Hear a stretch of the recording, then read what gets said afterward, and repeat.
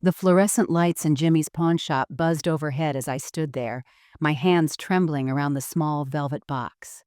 The smell of old leather and desperation hung in the air, mixing with the scent of my own nervous sweat. I had never been inside a place like this before, never thought I would need to be. "I need $15,000, I said, my voice barely above a whisper. "Today." Jimmy, a heavy-set man with kind eyes behind thick glasses, looked up from his newspaper. He'd probably seen this scene 1,000 times before. Desperate people trading precious memories for cold cash. But something in my voice must have caught his attention because he set down his coffee and gave me his full focus. "What do you have for me, sweetheart?" My fingers fumbled with the box. Inside sat my grandmother's wedding ring, a stunning 1.2-carat diamond surrounded by tiny emeralds, set in platinum that had somehow managed to stay brilliant after 60 years. Grandma Rose had given it to me on her deathbed 3 years ago, slipping it off her paper-thin finger and pressing it into my palm. "This belonged to the strongest woman I ever knew," she had whispered. "Someday, when you need strength more than beauty, you'll understand why I'm giving it to you." I thought she meant I'd pass it down to a daughter someday. I never imagined I'd be pawning it to save my marriage. Jimmy took the ring carefully, turning it under his magnifying lamp. The diamond caught the light and threw tiny rainbows across his weathered hands. For a moment, I almost snatched it back. This ring had survived the Great Depression, World War II, and 60 years of my grandparents' marriage. It had been my something old at my own wedding 15 years ago. "Beautiful piece," Jimmy said softly.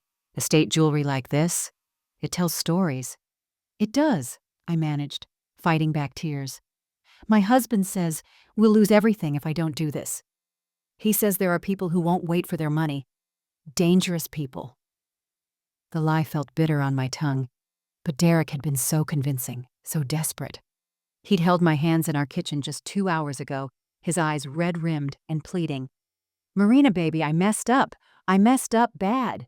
These guys, they're not like the bank. They don't send letters and make payment plans. If I don't get them $15,000 by tonight, they're coming for the house. For us." I had asked him how this happened, why he hadn't told me sooner, but Derek just kept saying he was sorry, that he'd fix everything if I could just help him this once. My practical mind had whispered warnings, but my heart saw only the man I'd loved for 15 years, broken and afraid. Jimmy finished his assessment. "I can give you $14,000 for it. It's worth more, but that's my cash limit for today." "Close enough," I nodded, not trusting my voice. As Jimmy counted out the bills, I stared at my bare ring finger, feeling naked and wrong. "My husband promised he'd buy it back," I said, more to convince myself than Jimmy. Jimmy's expression softened. He'd clearly heard that promise before. "I hope he does, sweetheart. I really do." I walked out of that pawn shop carrying $14,000 in cash and the heaviest heart I'd ever known. I had no idea that in selling my most precious possession to save Derek, I was about to discover just how completely he'd already destroyed me. Before we start, let us know in the comments where you're watching from. Don't forget to like, share, and subscribe for more powerful stories. Looking back now, I realize how perfectly ordinary our life seemed. Every Sunday morning, Derek would make his famous blueberry pancakes while I brewed coffee in my favorite mug, the one with the chipped handle that said, "World's Okayest Wife." He'd always kiss my forehead when he set my plate down, syrup sweet and warm. "Morning, beautiful," he'd say, even when my hair was sticking up in 12 directions. Those Sunday mornings felt like proof that we'd built something real. We'd sit at our little kitchen table, sharing sections of the newspaper, planning our week, talking about maybe getting a dog someday. Derek would read me funny headlines while I worked on the crossword puzzle, and we'd debate whether we should finally replace our ancient couch. "When we retire," Derek would say, gesturing with his fork, "we're going to travel, see Italy, maybe get one of those RVs and drive across the country." I'd laugh and remind him we were only in our 40s, but I loved how he said, "when we retire, not if." It made the future feel solid, something we were building together brick by brick. Our roles felt natural, complementary. I handled the marketing campaigns for small businesses, working mostly from home, while Derek managed construction projects around the city. I was the organized one. Color-coded calendars, budget spreadsheets, bills paid on time. Derek was the handy one, fixing leaky faucets, installing shelves, keeping our 15-year-old house from falling apart. "You handle the money, I'll handle the honey-do list," he'd joke, and it worked.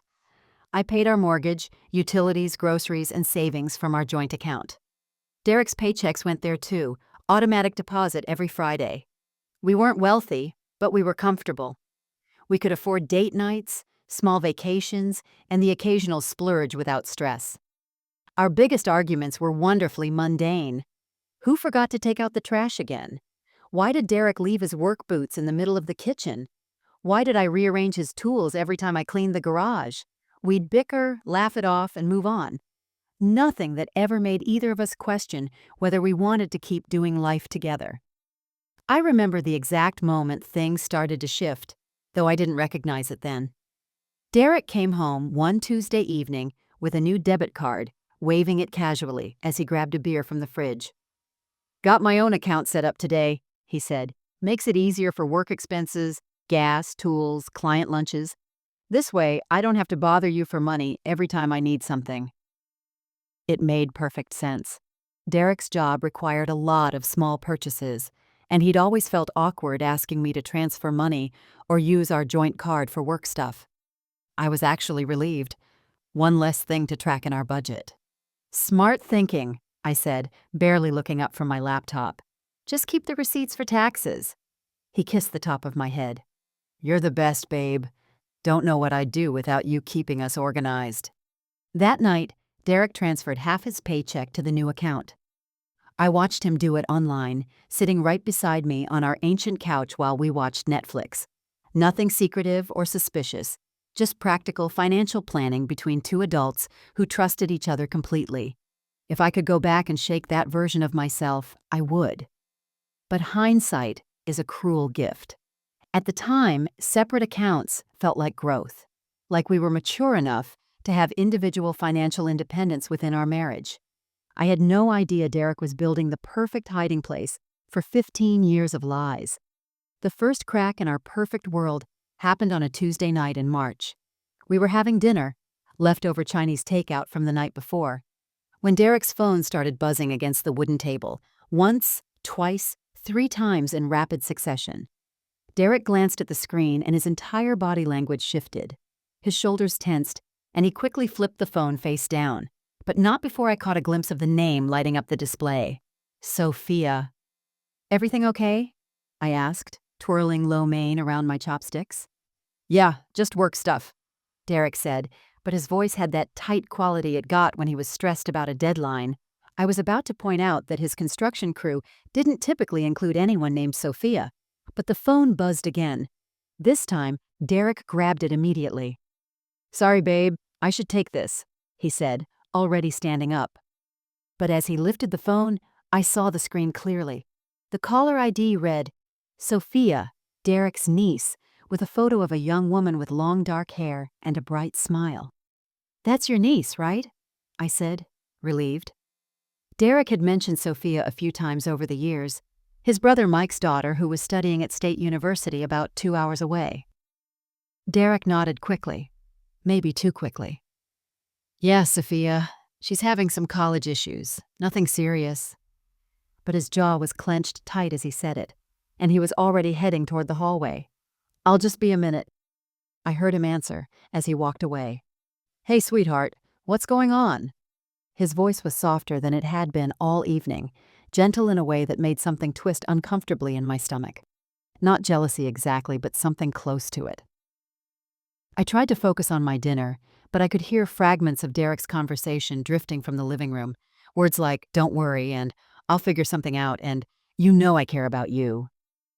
The tone was protective, almost paternal, which should have reassured me, but there was something else underneath it, something I couldn't quite identify.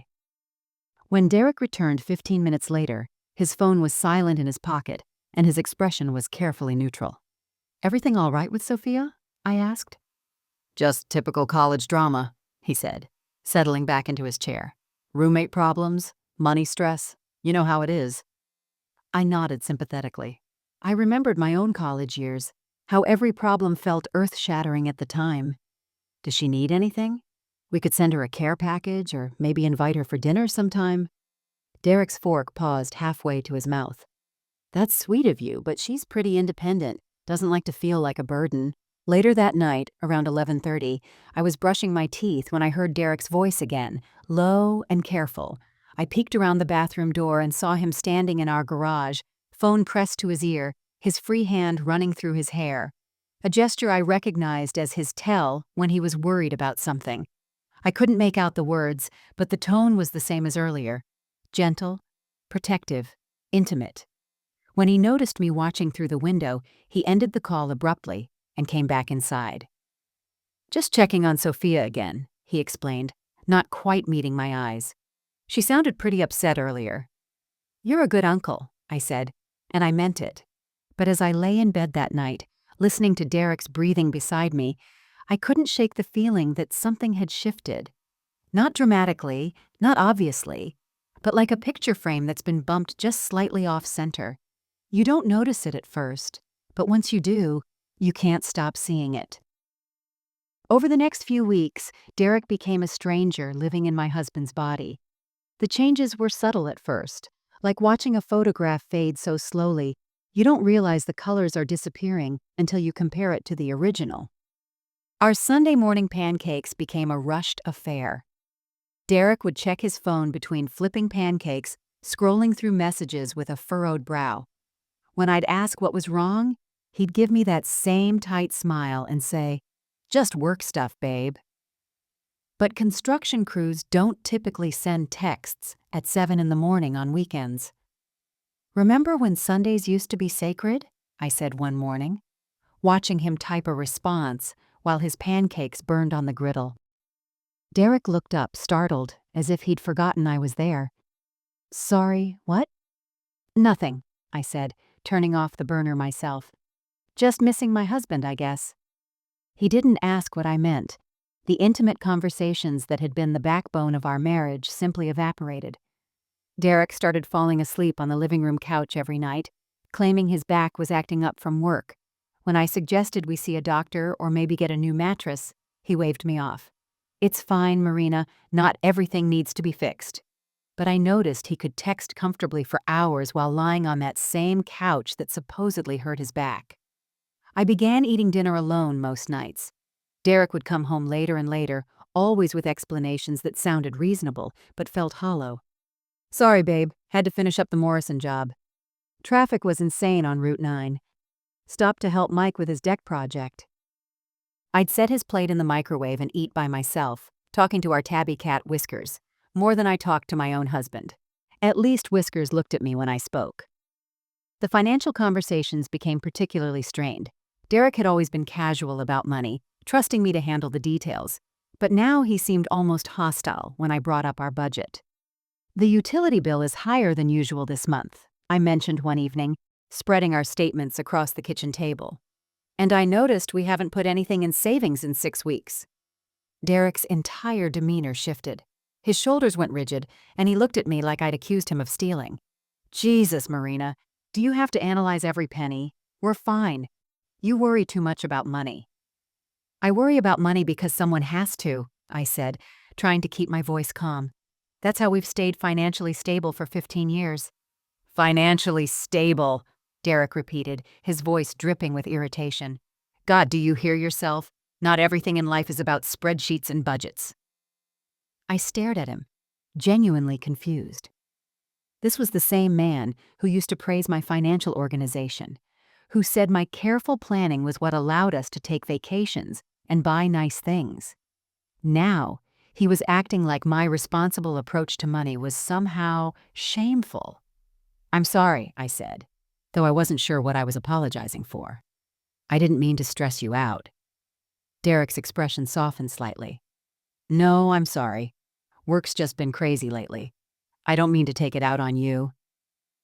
But even his apologies felt distant, like he was reading lines from a script. The most painful part was how I began to question myself. Maybe I was being too demanding. Maybe I should give him space to work through whatever was bothering him. Maybe a good wife would just trust her husband instead of asking so many questions. I started apologizing for bringing up basic household concerns, as if wanting to understand our finances was somehow unreasonable.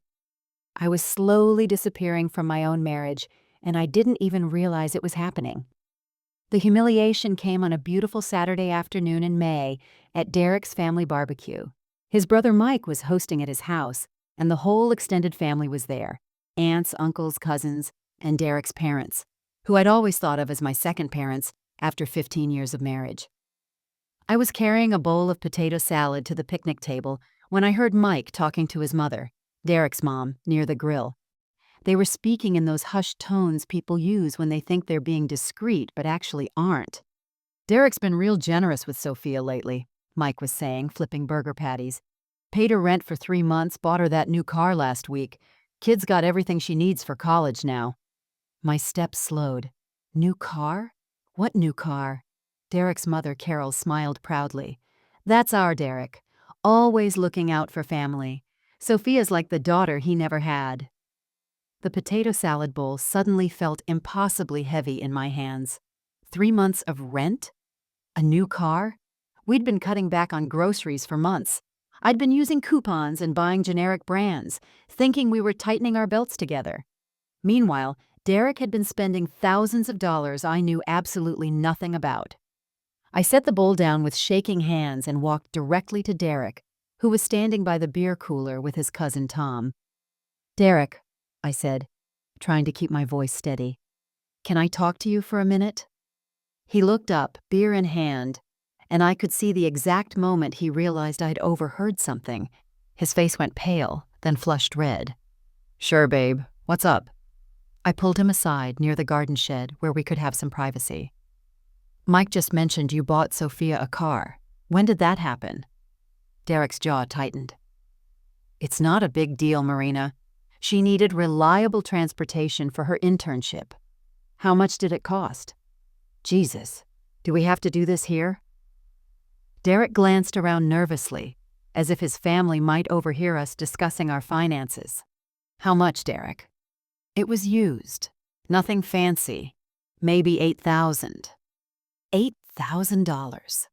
We'd been arguing about whether we could afford a $200 repair on our own car, and Derek had spent $8,000 without even mentioning it to me. "Where did the money come from?" I asked, though I already suspected the answer. "My account. My money." "Your money?" I felt like he'd slapped me. "Derek, we're married. We share everything. How is spending $8,000 on your niece your money?" Derek's expression hardened. "Why are you interrogating me? She needed help, so I helped her. That's what family does." Before I could respond, Derek's mother appeared around the corner of the shed. She must have been looking for us, probably sensing tension. "Everything all right over here?" Carol asked, but her tone suggested she'd overheard at least part of our conversation. "Everything's fine, Mom," Derek said quickly. "Marina's just being Marina." Carol looked at me with a mixture of pity and disappointment. "Marina, honey," she said, reaching out to pat my arm. "Not everything is about the budget. Sometimes family comes first." The words hit me like a physical blow. After 15 years of marriage, after countless family dinners and holidays and birthday celebrations, Derek's mother was essentially telling me I wasn't really family, that Sophia, Derek's niece, deserved financial support that I didn't even deserve to know about. "Of course," I managed to say, my voice barely above a whisper. "You're absolutely right." I walked back to that picnic table, served potato salad with a smile, and made small talk for the next 3 hours. But inside, something fundamental had broken. I wasn't Derek's partner in his family's eyes. I was the uptight wife who worried too much about money, while the real family members deserved generosity and secrecy. The confession came 3 weeks after the barbecue, on a Thursday evening when the air conditioning had broken and our house felt like a furnace. I was sitting at the kitchen table paying bills and trying to figure out how we'd gotten so behind on everything when Derek walked in looking like a man facing execution. He sat down across from me without a word, his hands clasped so tightly his knuckles were white. The silence stretched between us until I finally looked up from the stack of overdue notices. "Derek, what's wrong?" He took a shaky breath. "I need to tell you something, and you're going to hate me." My stomach dropped. In 15 years of marriage, Derek had never looked at me with such raw fear in his eyes. "I owe money," he said quietly. "A lot of money." "To who?" I asked, though part of me already knew this wasn't about credit cards or a bank loan. "Some people. Guys I know through work." Derek's voice cracked. "I made some bad bets. Thought I could win it back, but I just kept losing more." "Gambling. Of course. The late nights, the secretive phone calls, the separate bank account, the mysterious mood swings. All the pieces clicked into place with devastating clarity." "How much?" I whispered. 15,000. The number hung in the air between us like a death sentence. $15,000 we didn't have, owed to people who apparently weren't as patient as credit card companies. "Derek, how could you—" I know. He buried his face in his hands. "I'm an idiot. I'm a complete disaster. But Marina, these guys aren't like the bank. They don't send letters and make payment plans. They came to the job site yesterday, told me I have until tomorrow night, or they're coming here, to our house." My blood turned to ice. "They threatened you?" "They didn't have to. I've seen what happens to people who don't pay." Derek looked up at me with desperate eyes. "Baby, I'm so sorry. I never wanted you to find out like this. I thought I could fix it myself, but I can't. I tried to borrow from Mike, from my dad, but nobody has that kind of cash just sitting around." I stared at him, this man I'd loved and trusted for 15 years, who had apparently been living a completely different life right under my nose. "What do you want me to do, Derek? We don't have $15,000. Derek's eyes fell to my hand where my grandmother's ring caught the kitchen light. "The ring," he said so quietly I almost didn't hear him. "No." The word came out like a reflex. "Derek, no. That ring is—" "I know what it means to you. I know your grandmother gave it to you. But Marina, it's our only option." Derek reached across the table and took my hands. "I'll pay you back. I swear on my life I'll pay you back. But if we don't get this money by tomorrow night, we could lose everything. The house, our safety, everything." Tears were streaming down his face now, and seeing Derek cry broke something inside me. This was the man who'd held me through my father's heart attack, who'd spent 3 days straight painting our bedroom when I was sick with pneumonia, who'd promised to love me through anything. "I'll get us out of this mess," he whispered, squeezing my hands. "Just help me this once, and I'll never gamble again. I'll go to meetings, get counseling, whatever you want. Please, Marina. I can't lose you too." Looking at his broken face, feeling his tears on my hands, I made the worst decision of my life. "Okay," I whispered. "I'll sell the ring." Derek collapsed with relief, pulling me into his arms. "Thank you," he sobbed into my hair. "I love you so much. I'll make this right, I promise." For a moment, holding him while he cried, I actually believed him. For exactly 14 days after I sold my grandmother's ring, I lived in a strange bubble of cautious hope. Derek was different, attentive, grateful, almost reverent in how he treated me.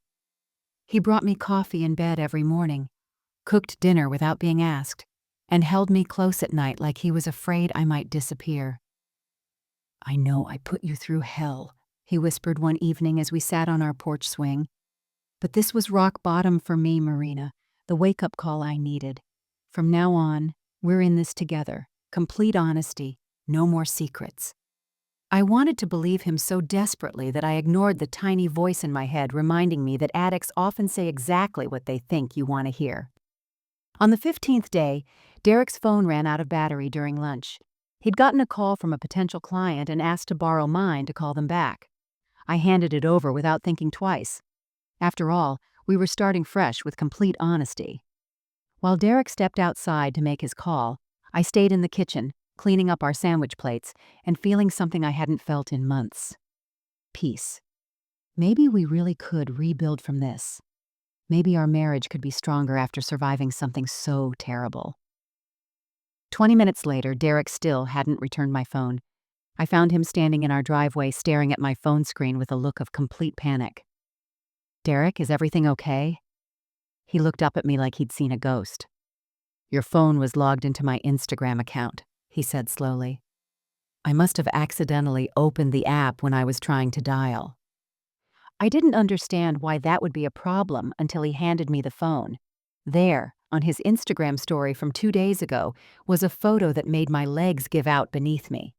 Sophia, Derek's niece, was standing beside a gleaming silver BMW, keys dangling from her manicured fingers. She was beaming at the camera, absolutely radiant with joy. The caption read, "Thank you, Uncle D, for believing in me. Dreams really do come true when you have family who supports you." Hashtag blessed, new car, hashtag family, love, hashtag grateful. The car was beautiful, pristine, expensive, and it cost exactly $15,000 according to the dealership tag still hanging from the rearview mirror. I sat down hard on our porch steps, staring at the photo while my entire world crumbled around me. Every word Derek had said to me, every tear he'd shed, every promise he'd made, all of it had been a performance. While I was grieving the loss of my grandmother's ring, believing I'd saved our marriage and maybe even our lives, Derek was using my sacrifice to buy his niece a car. "Marina, I can explain," Derek started, but I held up my hand to stop him. "Don't," I said, my voice surprisingly calm. "Please, don't say another word." I looked at the photo again. Sophia looked so happy, so genuinely grateful. She had no idea that her dream car had been purchased with the sale of another woman's most precious possession. She probably thought Uncle Derek was just incredibly generous, spending his own money to help her succeed in college. The cruelest part was that I couldn't even hate her for it. This wasn't Sophia's fault. She was just a 22-year-old girl who'd been given an amazing gift by someone she trusted and loved. But Derek had looked me in the eyes, held my hands while I cried, and watched me walk into that pawn shop carrying my grandmother's ring. He'd comforted me afterward, thanking me for saving us, while secretly planning to give my sacrifice away to someone else. I sat on those porch steps for 2 hours, not crying, not screaming, just existing in the vast emptiness where my trust used to live. 3 days after the Instagram revelation, I moved through our house like a ghost. Derek had tried explaining, justifying, apologizing, but I couldn't hear him anymore. It was like someone had turned down the volume on his voice until it became just meaningless background noise. He'd finally stopped trying to talk to me and had gone to stay at his brother Mike's house to give me space to process. What he'd actually given me was the opportunity to see our home, our life, with completely clear eyes for the first time in months.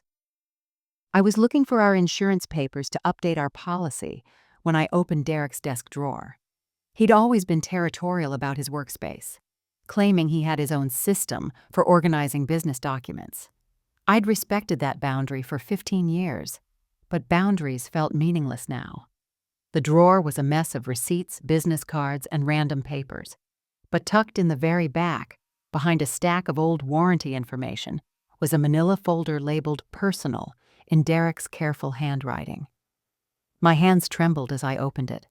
The first thing I saw was a bank statement from Derek's separate account, the one he'd opened for work expenses. The transactions told a story that made my stomach turn. Regular transfers to something called Lucky Strike Casino, amounts that started small in January, $50 here, $100 there, but escalated dramatically by March. By April, Derek was losing thousands of dollars in single nights. But worse than the gambling were the other transactions. Monthly transfers of $600 to S. Mitchell, Sophia's full name. The payments went back 8 months, long before Derek had claimed she needed help with college expenses. This wasn't emergency assistance. This was a regular allowance he'd been hiding from me while I clipped coupons and bought generic groceries. Then I found the casino receipts, dozens of them, stuffed into the folder like evidence of Derek's shame. The dates and times painted a picture of a man completely out of control. He'd been gambling almost every day, sometimes for 12 hours straight. The receipts showed he'd lost over $40,000 in 6 months. $40,000. More than half our annual household income, gambled away while I worried about our utility bills. But the worst discovery was at the bottom of the folder, a handwritten letter on pink stationery, folded carefully and worn soft from handling. "My dearest Derek," it began in flowery script, "I can't stop thinking about our weekend together. You make me feel so alive, so beautiful, so wanted. I know this situation is complicated with your wife and everything, but what we have is real. Thank you for the necklace. It's gorgeous, and I think of you every time I wear it. Thank you for helping with my car payments, too. You're so generous, so different from the boys my age. I can't wait until we can be together without all this secrecy. All my love, Angel." The letter was dated 3 weeks ago. Angel, a name I'd never heard Derek mention. Someone young enough to refer to boys my age. Someone Derek was buying jewelry for and helping with car payments while telling me we couldn't afford to fix our own rattling transmission. I sat in Derek's desk chair, surrounded by the evidence of his complete double life, and felt something I'd never experienced before, a strange, cold clarity. This wasn't just about gambling or financial deception.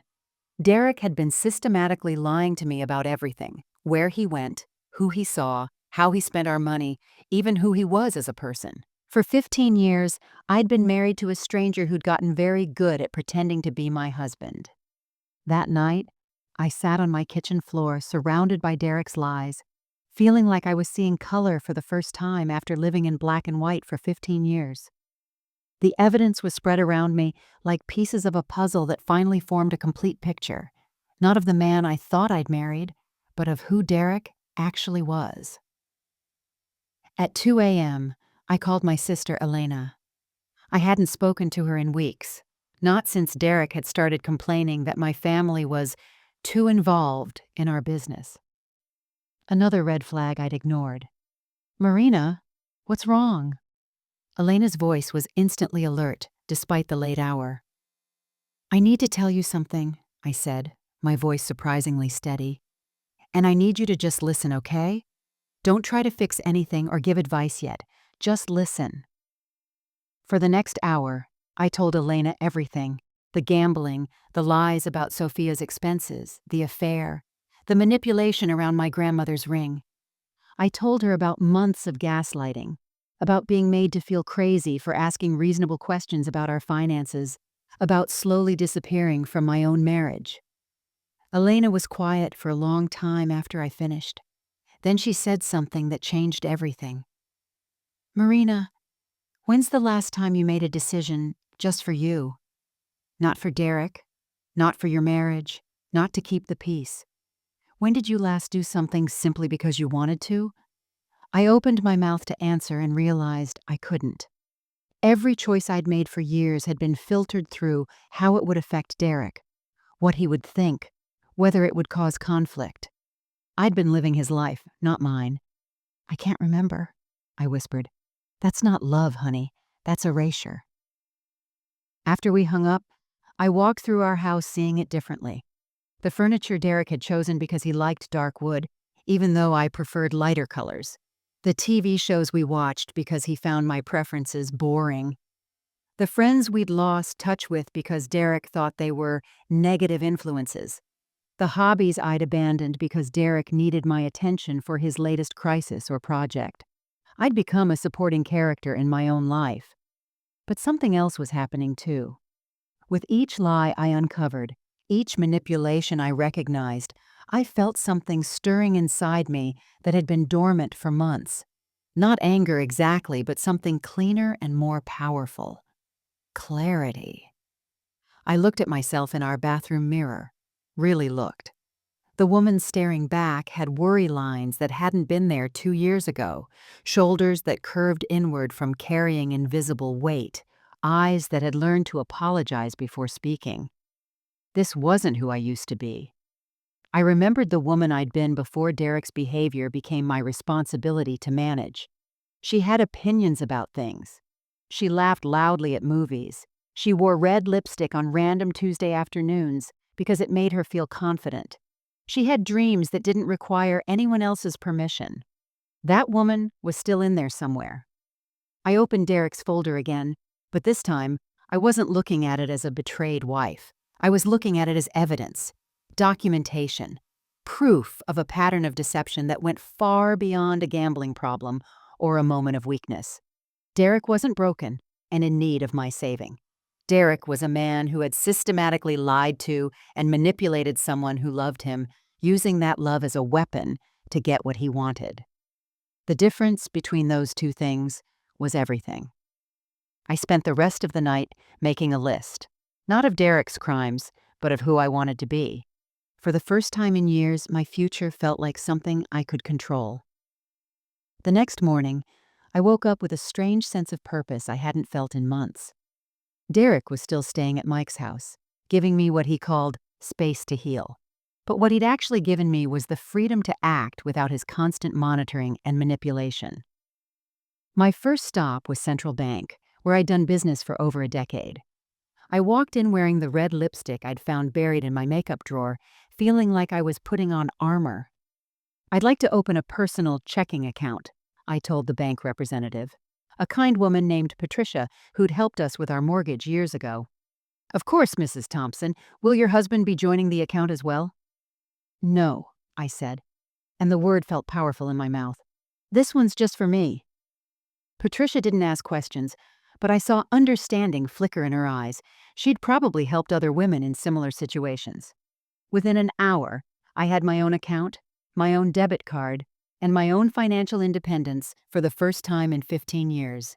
That afternoon, I started what I called project documentation. I photographed every piece of evidence from Derek's folder with my phone, uploaded them to a secure cloud account, and organized them by date and category. The casino receipts alone told a story of escalating addiction. The bank statements showed a pattern of deception. Angel's letter proved infidelity. But I wasn't collecting evidence for some grand confrontation or dramatic revenge plot. I was building a foundation of truth to stand on when Derek inevitably tried to rewrite history or make me question my own memories. My next call was to Rebecca Chen, a divorce attorney Elena had recommended after her own marriage ended 3 years ago. "I'm not ready to file anything yet," I explained during our phone consultation. "But I need to understand my options and how to protect myself financially." Rebecca was direct and practical. Start redirecting your income to your personal account immediately. Document everything. Don't let him know you're considering divorce until you're ready to move forward. Knowledge is power, and surprise is an advantage. That evening, I began the delicate process of rebuilding connections Derek had systematically eroded. I called my college friend Sarah, whom I hadn't spoken to in over a year. "Marina! Oh my God, I've missed you. How are you?" "I'm figuring some things out," I said carefully. "I was wondering if you'd like to grab coffee this weekend. Catch up?" Sarah's enthusiasm was immediate and genuine. "Absolutely. I've been wanting to reconnect for months, but didn't want to impose if you were busy." Impose. As if friendship was an inconvenience. That's how Derek had trained me to think about my relationships, as burdens rather than support systems. Over the next few days, I reached out to my father, James, my former colleagues, even my neighbor, Mrs. Rodriguez, who'd stopped inviting me to her book club after Derek had made snide comments about gossipy women. Each conversation felt like opening a window in a house that had been sealed shut for too long. The most important change was how I handled our shared finances. When Derek's automatic paycheck deposits came in, I began transferring my consulting income directly to my new account. I left enough in our joint account to cover household expenses, but my earnings were now mine to control. Derek, still wallowing in guilt at his brother's house, didn't notice the gradual shift. He was too busy managing his own crisis to pay attention to mine. But that was exactly what I was counting on. For the first time in our marriage, Derek's self-absorption was working in my favor. Derek returned home on a rainy Tuesday evening, 3 weeks after I'd discovered his folder of lies. He walked through our front door like a man returning from war, shoulders slumped and eyes darting around nervously, as if he expected me to start throwing things or screaming. Instead, I was sitting at our kitchen table, calmly paying bills while whiskers purred in my lap. I looked up when Derek entered, gave him a polite nod, and returned to my work. "Marina?" His voice was tentative, uncertain. "We need to talk." "About what?" I asked, without looking up from the electric bill. Derek sat down across from me, the same spot where he'd confessed about the gambling 3 weeks ago. But now the dynamic had completely shifted. He was the one fidgeting with his hands, the one who seemed desperate for my attention. "About us. About fixing this." I set down my pen and looked at him directly. "What specifically needs fixing, Derek?" The question seemed to confuse him. He'd probably expected tears, accusations, emotional pleas for explanations. Instead, I was treating him like a stranger asking for directions. "Everything," he said. "The gambling, the lying, the way I've treated you. I've been going to meetings, Marina. Gamblers Anonymous, I want to make this right." "That's good," I said neutrally. "Recovery is important." Derek waited for more. Forgiveness, encouragement, some sign that I was invested in his redemption journey. When none came, his confidence cracked visibly. "I know I hurt you," he continued, his voice getting more desperate. "But I love you. We can get through this if we work together." "How?" Another simple question that seemed to throw him off balance. How what? How do we work together? What does that look like, practically speaking?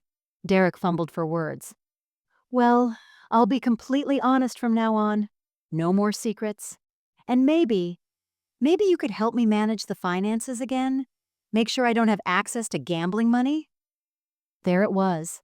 He wanted me to become his monitor, his accountability partner, his mother, to take responsibility for managing his addiction while he reaped the benefits of my labor. "I'll need to see your bank statements," I said calmly.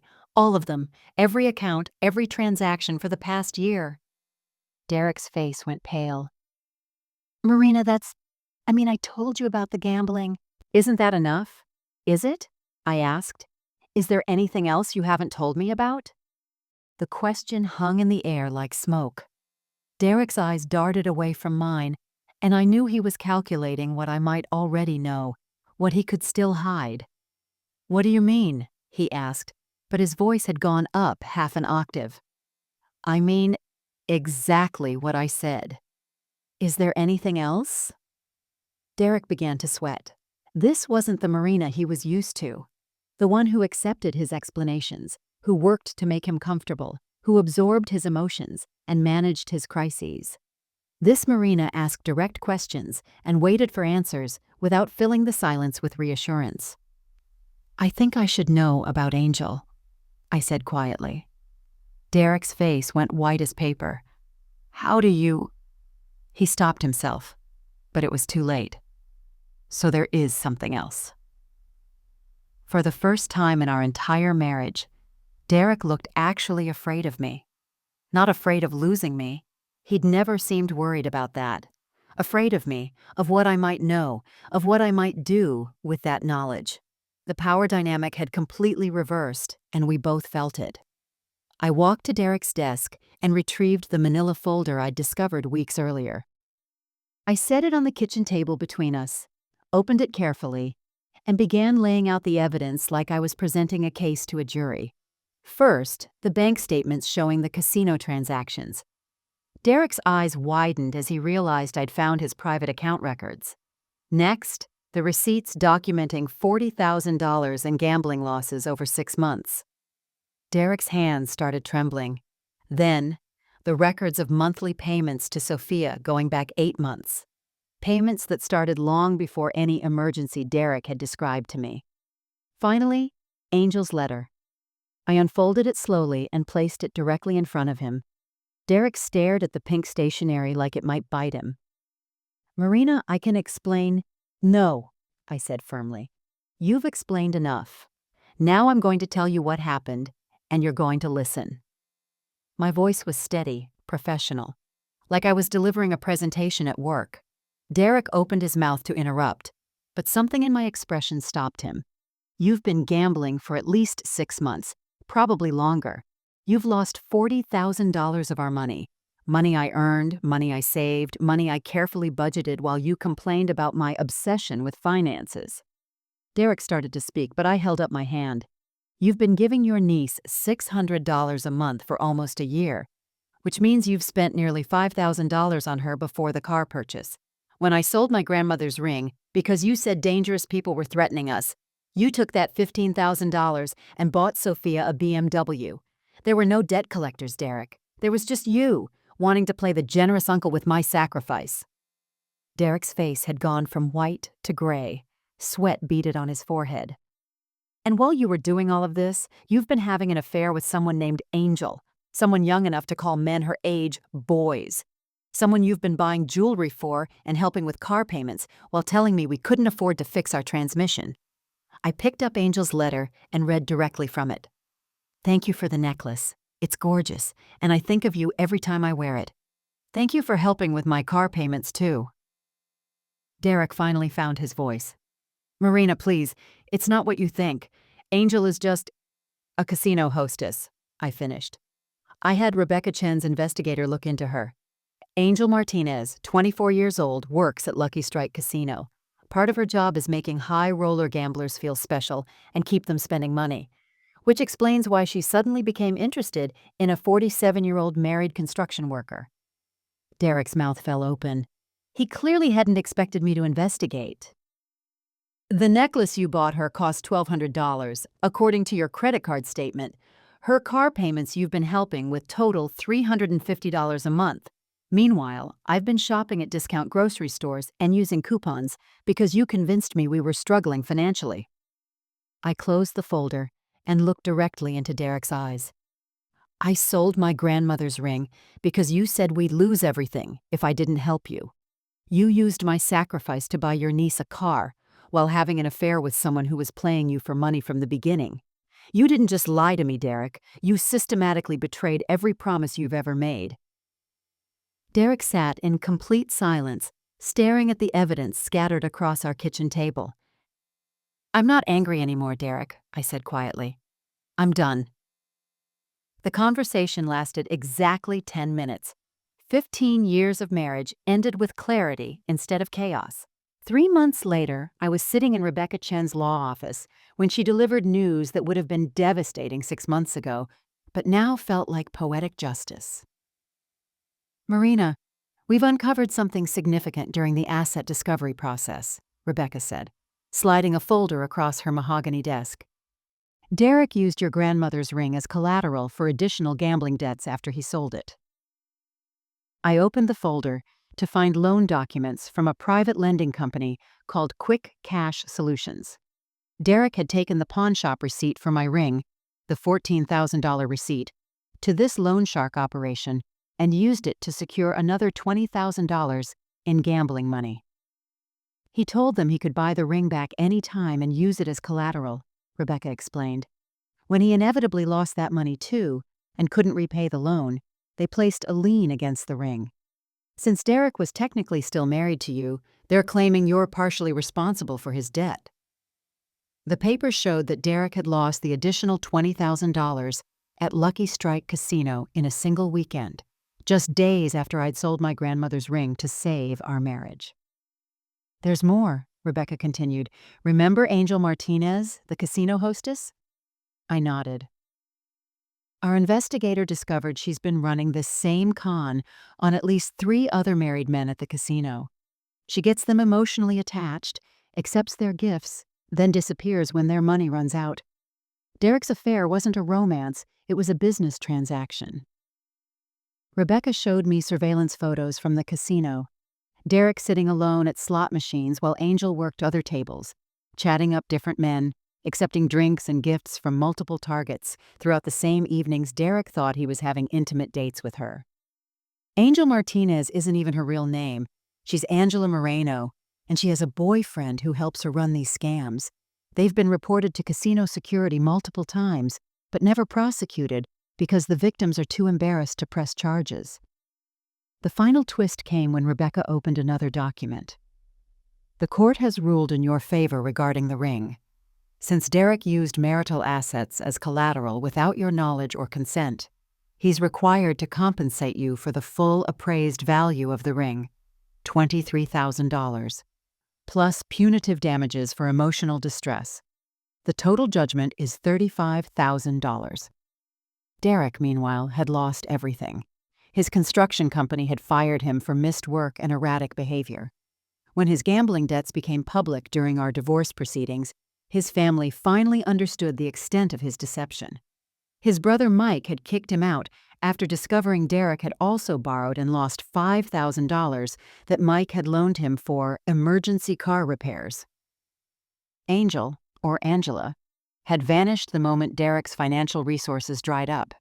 He'd tried calling her dozens of times, leaving increasingly desperate messages that the investigator had obtained as evidence of the scam. Derek now lived in a studio apartment across town, working part-time at a hardware store with his wages garnished to pay back multiple creditors. He owed money to the casino, to Quick Cash Solutions, to his brother, to various credit card companies, and now to me. But the most satisfying justice wasn't financial. It was the knowledge that Derek's entire family now saw him clearly. At our final court hearing, his mother Carol approached me in the hallway. "Marina, I owe you an apology," she said, tears in her eyes. "I said family comes first, but I didn't realize you were the only family member Derek had who actually cared about his well-being. We all enabled him, but you tried to save him from himself." Derek had destroyed himself with his own lies, and everyone could see it. 6 months after our divorce was finalized, I was watering the herbs on my apartment balcony when I heard a familiar knock on my door. Not a doorbell ring. Derek had always knocked in a specific pattern, 3 soft taps, followed by 2 harder ones. My stomach dropped as I recognized the sound I'd heard thousands of times over 15 years. I looked through the peephole and saw him standing in my hallway, holding a small bouquet of daisies, my favorite flowers, a detail he'd somehow remembered, despite forgetting so many more important things about me. Derek looked terrible. His clothes hung loose on a frame that had lost at least 20 pounds. His hair was longer and unkempt, and there were dark circles under his eyes that spoke of sleepless nights and genuine regret. When I opened the door, he didn't try to come inside. He just stood there, flowers in hand, looking like a man who'd aged 5 years and 6 months. "Hi, Marina," he said quietly. "I know I have no right to be here, but I needed to see you, to talk to you." "How did you get my address?" I asked, keeping my hand on the doorframe. "Elena gave it to me. I called her and begged. I told her I just needed 10 minutes to say some things I should have said a long time ago." I looked at Derek, really looked at him. The arrogance was gone. The defensive anger was gone. The manipulative charm that had gotten him through life was gone. What remained was just a broken man carrying the weight of his own choices. 10 minutes, I said, stepping aside to let him in. Derek entered my new space slowly, taking in the bright colors I'd chosen, the plants everywhere, the photographs of my friends and family displayed prominently. Everything Derek had gradually discouraged or dismissed over the years was now front and center in my new life. "This is beautiful," he said, and I could hear genuine admiration in his voice. "It's so you, the real you." We sat in my living room, Derek on the edge of my couch like he was afraid to get comfortable, me in my reading chair with enough distance to feel safe. "I know I destroyed everything," Derek began, his voice thick with emotion. "I know what I did to you, to us, was unforgivable. But Marina, we had good years. Real love, real partnership, real friendship. Doesn't that count for something?" His eyes were pleading, desperate for some acknowledgement that our marriage hadn't been entirely built on lies. Those good years were real, Derek, I said gently. I loved you. I loved us. But loving someone doesn't mean staying with them when they use that love to hurt you. Derek's face crumpled. I was sick, Marina. The gambling, the lying, the way I treated you, that wasn't who I really am. Maybe not, I agreed. But it's who you chose to be. For months, you made a conscious decision every day to lie to me, to steal from me, to manipulate me. Addiction might explain your choices, but it doesn't excuse them. Derek set the daisies on my coffee table and looked around my apartment again. You seem happy, he said, and for the first time, his voice held no manipulation, no attempt to make me feel guilty for moving on. I am happy, I said simply. For the first time in years, I'm happy. Derek nodded slowly. I'm glad. You deserve that. He stood up, understanding that our conversation was ending. I hope someday you can forgive me. Not for my sake, but for yours. After he left, I put the daisies in water. They were beautiful, and I could appreciate their beauty without needing Derek in my life to provide it. 3 months after Derek's visit, I found myself sitting in my father James's garden on a perfect September morning, helping him plant his autumn tomatoes. At 71, Dad moved a little slower than he used to, but his hands were still steady as he showed me how to nestle each seedling into the rich, dark soil. You know what I learned, Dad? I said, gently patting earth around a small Cherokee purple plant. I spent so many years afraid of losing what I had, I forgot to ask if it was worth keeping. Dad smiled, his weathered hands continuing their careful work. Your grandmother always said that ring would bring you exactly what you needed, when you needed it. I laughed, understanding now what Grandma Rose had meant all those years ago when she'd pressed the ring into my palm. This belonged to the strongest woman I ever knew, she'd said. Someday, when you need strength more than beauty, you'll understand why I'm giving it to you. The ring hadn't saved my marriage. It had bought my freedom. Not just financial freedom, though the court settlement had certainly helped, but something deeper. The freedom to discover who I was when I wasn't managing someone else's chaos. The freedom to make choices based on my own values instead of fear of conflict. The freedom to trust my instincts instead of second-guessing every reasonable concern I had. I'm thinking about taking that photography course, I told Dad, referencing a dream I'd mentioned months ago. The one at the community college. That's wonderful, sweetheart. What kind of photography interests you? Landscapes, maybe. Nature photography. Something about capturing beauty that exists independently, you know? Not posed or arranged or dependent on anything else to be meaningful. Dad chuckled. Sounds like you're talking about more than just photography. He was right. I was talking about learning to see beauty that didn't require maintenance, management, or sacrifice. Beauty that simply was, without needing me to protect it or nurture it or make excuses for it. Over the past year, I'd discovered parts of myself that had been dormant for so long I'd forgotten they existed. I'd started reading novels again instead of just financial planning books. I'd reconnected with Sarah and my college friends, remembering how good it felt to laugh until my sides hurt. I'd taken weekend trips to places Derek had always found boring. Small towns with antique shops and quiet cafes where I could sit with my thoughts without anyone needing anything from me.